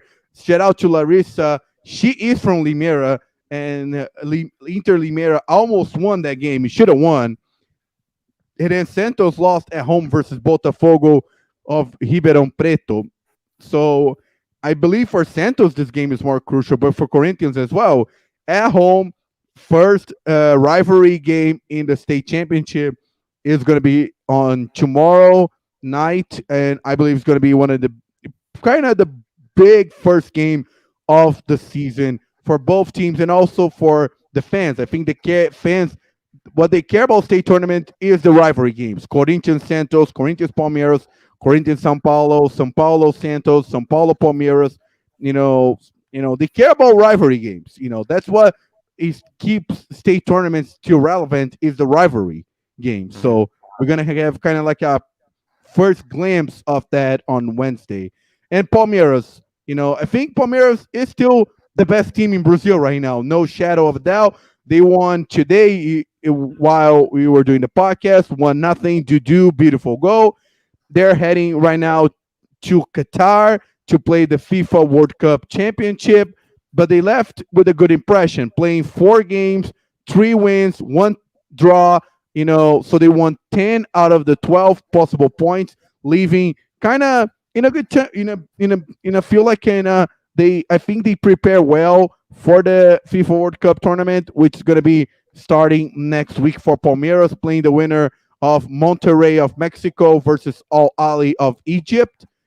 And it's going to be a lot of pressure on Palmeiras because Palmeiras, again, is the only Brazilian, is the only Sao Paulo team who had never won the FIFA World Cup tournament, even though they claim the 1951 World Cup title was not recognized by the FIFA up until 2010. So the fans don't take that seriously. So Palmeiras is big deal. It's like one of those titles, in the college football era, there's claimed but not officially recognized.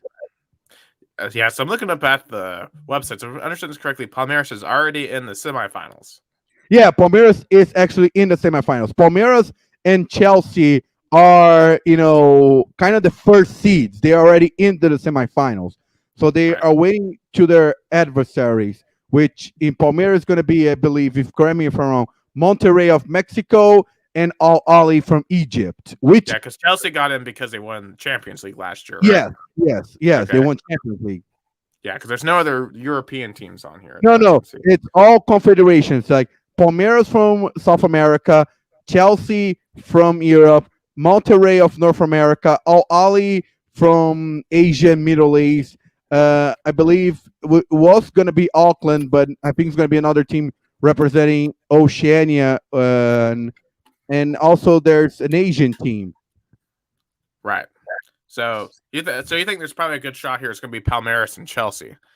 Yeah, that's what everybody expects. But, recently, last year, Palmeiras did not. Palmeiras, again, was in the FIFA Club World Cup, and they did not make it to the final. They lost to Tigres of Mexico. So, the fans expect now this time they made at least to the finals. Right, because that's going to be a tall. Will Chelsea be sending their A team to this event, or will it be like a B team? I probably believe it's going to be a B team. Of course, with the B team, they're going to make it to the finals. I believe they are not going to have trouble with that. Because the A team will stay to play back in the EPL, which is just more important to them. Yeah, for in Europe, Italian and Spanish teams take this tournament serious, but British teams never did it. Liverpool kind of took a little bit more serious because they have more international players, but still they only won in overtime versus Flamengo in 2019. Like, I do have a question. So, like, how many fans actually travel out to Qatar for this? Because you said the British people fans don't take it as seriously. How about the Brazilian fans? Do a lot of them like? Will they get on a plane from Sao Paulo to Doha, Qatar? Because that's going to take forever. And imagine there's a lot of connections. It just I would think so. I mean, of course, not as much Brazilians have the financial means to go to Qatar to to be there, or even I think it's not even in Qatar this year. I think it's in the in the United Arabic Emirates, is in the, so it's still in the Middle East, yeah. So but United Arab Emirates. I think. What is okay? It's Dubai. Dubai. Okay, so nonstop flight from Sao Paulo to Dubai, 14 hours and 10 minutes. So yeah, the for February 7th through February 21st, the um Corinthians in Japan in 2012. yeah. Corinthians was and Corinthians, when they play in Japan, had a huge crowd because there was a lot of Brazilians who lived in Japan, and Corinthians fans and Brazilian economy was way better then than now, so that helped. But I think, of course, there'll be Palmeiras fans. I know a lot of Palmeiras fans who have the financial means for that. The owner will definitely be there, Leila Pereira. She's a very rich, president. I definitely believe she's going to be there. But I Yeah, a think that round trip. Yeah, round trip from Dubai to Sao Paulo to Dubai is $1,967 is the cheapest. So that's yeah, not you would be spending a couple of K on like the nice seats. Of course, the Emirates plans. I've watched those YouTube videos. They look incredible, especially like the first class. But you're gonna be spending a lot of money. yeah, and he also had to, yeah, like, yeah, Abu Dhabi even more. It's 7,000 reais. Dubai 4,000 reais. So not much Brazilians have the kind of money right now. Probably some already have, because a lot of Palmeiras fans travel to Uruguay to watch their team win the Libertadores. So I believe since November 28th, there were already people booking flights and buying tickets to the tournament. So Right. which is going to start next week on February 3rd. Actually, it starts uh, on on Thursday with Al Jazeera versus AS Pires, which the host the host team versus the team from the OFC, the from Tahiti, actually, because Auckland couldn't make it because of the pandemic rules. Yeah, so it's going to be very interesting to see what happens. Of course, Bruno's talking about how the Brazilian economy is better than the American economy. I can't speak to that. I don't know. I know obviously inflation in America is not good right now, so I don't know And what it's I like in hope, Brazil. and I still hope one day an American team can finally play in the FIFA Club World Cup. I mean, they came so close with LA FC when they lost to Tigres in 2020. So I hope one day an American team can finally play in the spotlight and represent US Yeah, in the kind of tournament. because I feel like they would actually take it seriously. A team. I mean, think about like LAFC getting to play like Chelsea straight up. Like they would throw the book at that game. No, and even playing Palmeiras, they had a legitimate shot to be in the final of the FIFA Club World Cup. Imagine an American team was very close to be the best team in the world. Imagine for America. Like, imagine For the if MLS. no, yeah, for MLS and for America, having an American team winning the club soccer tournament. It can claim they're the best team in the world. Oh yeah, absolutely, absolutely. It would be amazing. Um, but I don't even know where it's even televised in America, to be honest with you. So I'll it's even, try to find if that's there's fair. even, yeah, because That's the in Brazil it's America. gonna be, I bet it's gonna be on BIN. I would think. It says the Club World Cup will be Fox Sports Watch Oh, Fox, which Hulu. oh, that's true. I remember watching from Fox Sports last year. So it'll probably be like FS1, basically. Yeah, yeah, probably. Yeah, probably would be. I remember they showing the game, especially if it's a Mexican team, which I probably gonna think is gonna be a Mexican team. So it's gonna be literally next Tuesday, Palmeiras versus the winner of Monterrey and Al Ali. All eyes on Palmeiras because if they win, all the jokes are over with Palmeiras because there was the song. Remember the song, the chant? I think I showed him a couple of weeks ago. The Palmeiras don't have the world champion and the São Paulo Youth Cup. Palmeiras won the Right. São Paulo Youth Cup, last week. So if they win the FIFA Club World Cup, then the jokes are over, and the fans, Palmeiras fans, are going to be as cocky as hell. Yeah. It. So that's. I mean, that would be such a massive step for that team. So, good luck to them. Hopefully that didn't offend anyone because I don't know everyone's rivalry. Even though I'm a Corinthians fan, I kind of cheering for Palmeiras. I think they, deserve to win. Abel Ferreira, he works so hard. I mean, he, has been such a really tough coach, and I think Palmeiras finally is ready. I think Palmeiras is more ready this year than last year because last year they literally played Libertadores and had to fly to play the FIFA World Cup. Now they had time to prepare. They used, I think, the state tournament well to get the players ready. So I'm excited to see what Palmeiras is going to do in United Arab Emirates next week.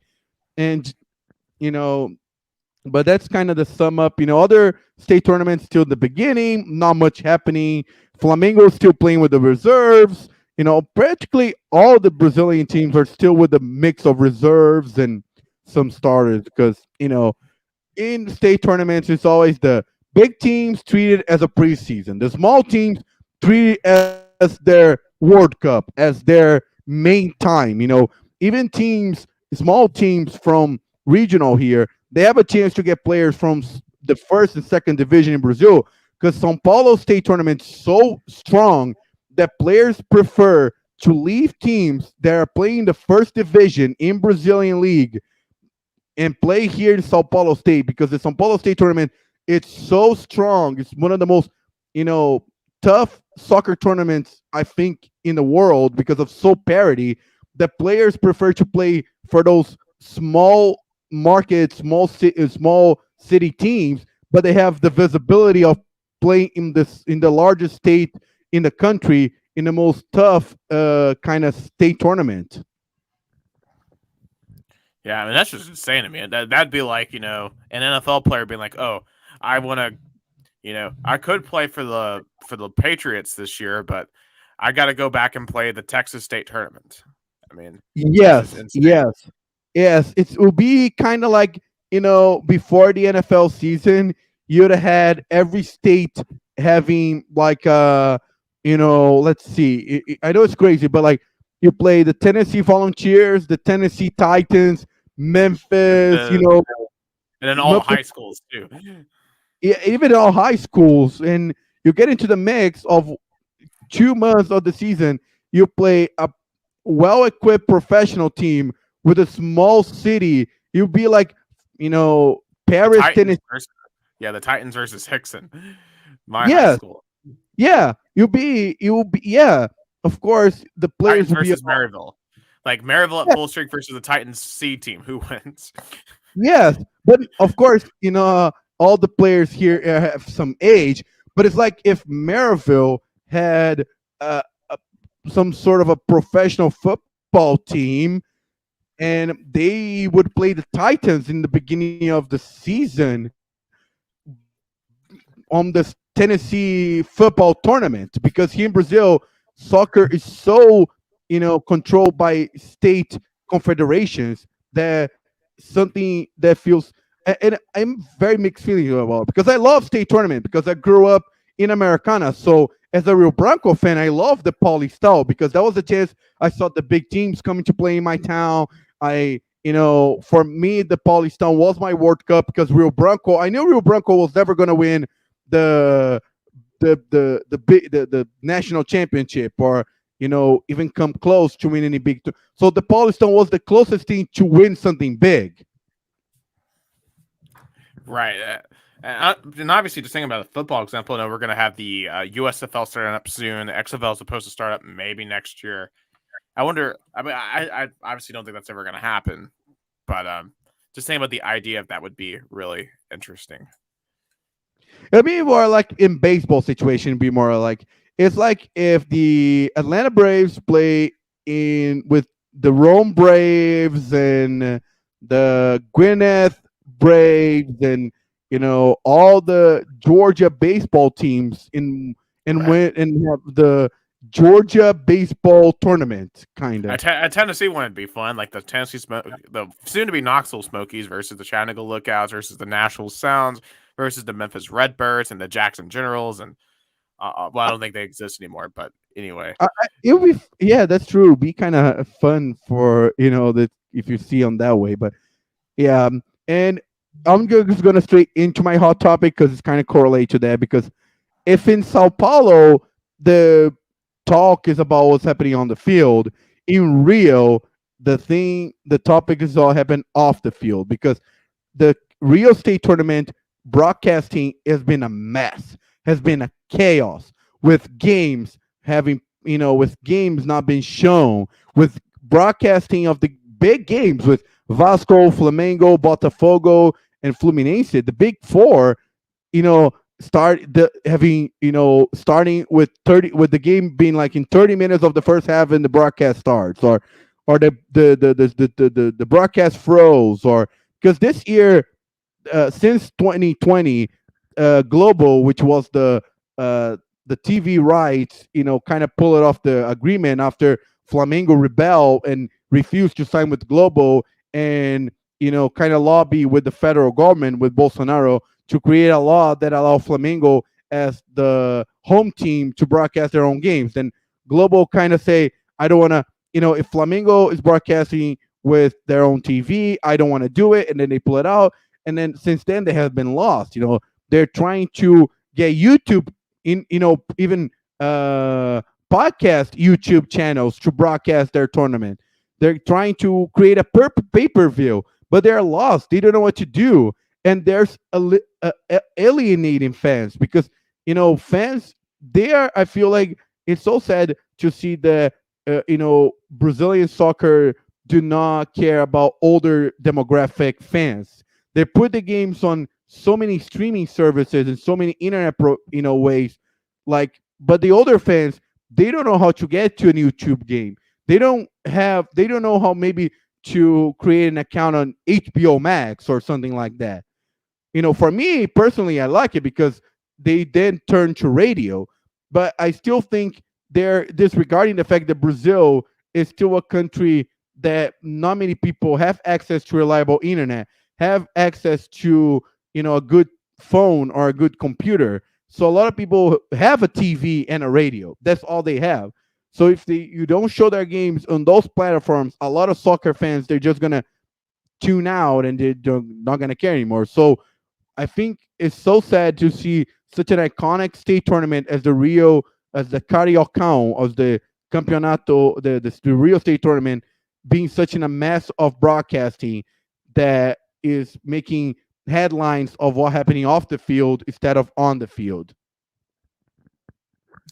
That's really interesting. Do you know what percentage of Brazilians don't have internet? Like, do you know that number off the top of your head, or does anyone know that number? I'm gonna research, but Yeah, I believe. Yeah, because I've got numbers up front of me here from Yeah, Statista.com. It says right now probably about 75%. So that's about a quarter of the population who doesn't. Yeah, Brazil has 200 million people. Only 152 million have access to the internet. But it's a difference. Having access to the internet doesn't mean they know how to access the way the game has been streaming. They don't know what channel it is or how to access. It just means they have internet. Maybe they know WhatsApp. Maybe they know how to use for something basic. But it's funny. I think that I mean, the only platform I think they should take advantage of that is radio, because the old demographic is still going to listen to the games on the radio. If they're keeping pushing to that way, of course they care about the young demographic, but soccer is not about young demographic. There's a lot of old demographic that still cares about soccer, still are fans of the teams, and they are lost. I bet a lot of fans there, they don't know how to access the internet pay-per-views or have the streaming services or even know how to get to the YouTube channel correctly. Like, I had to, like, for example, my grandma, I had to leave the YouTube video open on her computer before I left so she can watch the Palmeiras game today, because she wouldn't be able to watch it because she doesn't know how to get to that point. Yeah, I've had to do that before too for some older folks that were visiting Yeah. my house at one point, because we were going to go out and then want to watch a baseball game, but they wouldn't have known how to access it otherwise. So, Yeah. So that's what I mean. Like, in those people love sports and they're used to watching on TV. It's not necessarily mean that it's good to have other ways to broadcast, but you cannot forget the original roots of the sport, which is, there's a lot of old folks who, I think is being left out. I love that because they then turn to radio, and that's my business. So I really feel like I've been telling a lot of people in my industry, it's the year of radio broadcasting in Brazil, because the more time they push to streaming services broadcasting soccer games, the better radio benefits. Because if older folks don't find on TV, where they're going to tune into? back to radio. And in a way, too, I feel like that could be the same in America. If people don't want to pay for cable streaming services and don't want to go through ESPN and all that, Bob Keslin's always right there. Mike Keefe's always right there. So, By the way, Mikey is, every year he broadcasts, he's just, I was even yeah, on the radio show on Limera, and I even show Mike Keith, and the guys were like impressed. He is just an outstanding. I so was so good. honored to talk and meet him. I really hope he gets to call another Super Bowl one day, because to me, I really think he should have been calling one this year, but yeah, just didn't work out like that. But hopefully he'll get another one day that he gets to call. But anyway, let's move into my hot take here. I'm going to talk a little bit about college football here for a second. So today, Caleb Williams, coach.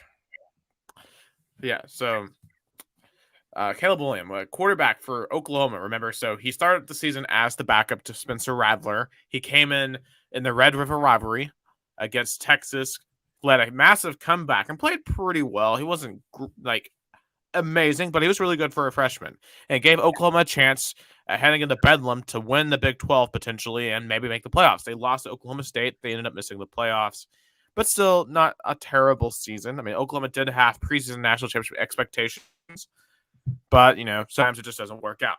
Of course, we all know what happened. Lincoln Riley bolted Oklahoma, one of the top jobs in all of America, for USC for $110 million and a house and the California lifestyle. So then Caleb Williams announced that he's going to go into the transfer portal, and there was a chance he was going to stay at OU, but there's been a lot of rumors. There's been rumors that he was going to go to Wisconsin, for example.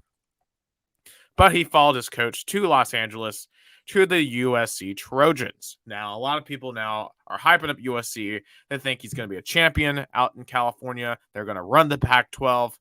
But I'm going to say, hold your horses. I still don't know if the USC is the best team in the Pac-12. Yes, that offense will be improved. But have you seen their defense? Their defense last year was horrible. They did not play well at all. So, for example, they gave up 62 points to UCLA.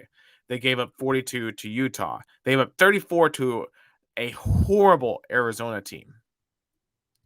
Just horrible. 42 to a horrible Stanford team. 45 to Oregon State. Utah was a very good team.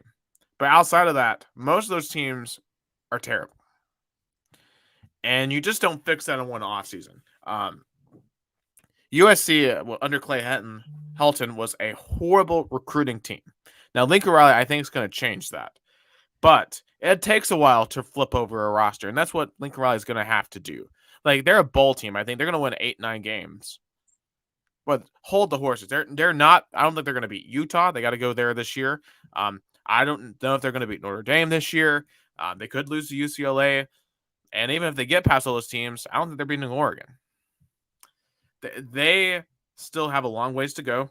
I mean, again, Caleb Williams is a big step, but you got to rebuild that offensive line. You got to get some more playmakers around him. You're losing Drake London, who was the one good skill player on that team. And you got to rebuild the defense. And that starts by relocking down the state of California, which USC used to do. They used to get all of the great West Coast talent. They don't do that anymore. Like Bryce Young, best quarterback out of California in years, plays at Alabama. Ohio State has multiple players from California. Even Georgia is getting players from California. California, the players are fleeing because USC hasn't been good for years. And USC, if they want any chance to reverse it, they got to re-lock down the state of California. Caleb Williams is not enough to get them at child level. Don't get yourselves hyped up, USC fans, because you will be disappointed. I think Lincoln Riley will get USC back to being very competitive. I don't know if they're going to be a title contender because I will admit, if you look at Oklahoma, I think my number one concern with Lincoln Riley is, one, they tend to have letdown games. I mean, they lost to Iowa State and Kansas State a lot more than they should have. And two, ultimately, when it comes to the big games, his teams just never seem to be tough enough. They never seem to be physical enough. And good quarterback play only gets you so far. And especially when you're playing in the Pac-12, you're not going to play a lot of great teams. I do expect teams like Utah and Oregon will present a huge challenge to them every single year, because those are the teams that would give Oklahoma fits, and I could see them giving USC a ton of fits as well. So that's my hot take. I don't think Williams is going to be a champion with Lincoln Riley. I think he could eventually be one, especially in the Pac-12. Maybe I'm not saying he's going to win a national title there, but I think it's going to happen in the next 2 to 3 years. I mean, it wasn't surprised. I mean, Caleb Williams just chose, the coach. It's normal. For example, when Jerry Pruitt left, was, fired by UT, how many players transfer out? Because, the coach has so much influence on recruiting that wasn't surprised that Caleb Williams would have followed his coach. Absolutely not. And, a lot of Oklahoma fans are cursing them and, wishing him the worst. And I think that's wrong. Like the kid didn't ask for his coach to leave. But I've seen people like put USC in their preseason top 5 for next year. Those people need to slow down. USC is not going to be as good as you think they're going to be next year. That's just what I'm trying to say. I don't think they're going to be the best team in their own division. I think Utah. I think they're going to be in the AP poll. I think the AP is going to put. They'll be in the top 25 because of the hype. And USC should be more fun to watch. But when they go to Utah in October next year, they're going to get crushed. I'm just telling you now. Kyle Whittingham and that Utah team should be really good next year. But yeah, I mean, but it's going to take a lot of time, a lot of work for Lincoln Riley to, revamp and, to revitalize that program. But that's it for tonight, for episode 14 of Two Countries, Two Americas, All Sports. Thanks for tuning in. Super Bowl special show next week. We're going to talk a lot about. Oh, yeah, we're going to preview it all. We're going to preview it all. Yeah. We're going to, talk in depth about Bengals versus Rams. Much more next week. Fort Nicholas Hill down in beautiful Chattanooga, Tennessee, United States. I'm Gustavo Tomazeli, live from Americana, Sao Paulo, Brazil. Thanks for listening, and see you in the next episode. Like lava, heated like a sauna, penetrating through your body armor.